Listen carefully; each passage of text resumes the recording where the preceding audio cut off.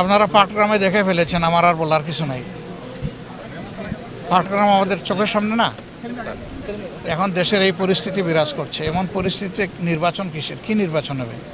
এই জন্য আগে নির্বাচনের পরিবেশ অবশ্যই তৈরি করতে হবে। এই পরিবেশ তৈরির জন্যই সংস্কারের প্রশ্নগুলো এসেছে। আমরা আশা করি যদি বেসিক বিষয়ে, মৌলিক বিষয়গুলোতে কার্যকর সংস্কার হয়, তাহলে আলহামদুলিল্লাহ একটা ভালো নির্বাচন হবে। এবং যদির কোনো সুযোগ নাই, সংস্কার করতে হবে, ভালো নির্বাচনও করতে হবে ইনশাল্লাহ। এসি কেনার কথা ভাবছেন? ভিশন দিচ্ছে যে কোনো এসিতে 15% নিশ্চিত ছাড়। এছাড়াও থাকছে মানি ব্যাক গ্যারান্টি নিশ্চয়তা। সে মব সর্বকালে বাংলাদেশে ছিল, এটা 72 সাল থেকেই শুরু হয়েছে এবং এখন পর্যন্ত এটা কন্টিনিউ করছে। কিন্তু এই মব আমরা চাই না, আমরা মবের ঘোর বিরোধী। কোনো মব নাই, এবং দেখবেন যে এই সমস্ত মবে জামাতে ইসলামের কোনো কর্মী সমর্থক কোথাও জড়িত নেই। নিয়ন্ত্রণ যাদের লোক তাদেরকে নিয়ন্ত্রণ করতে হবে, এরপরে রাষ্ট্রের দায়িত্ব।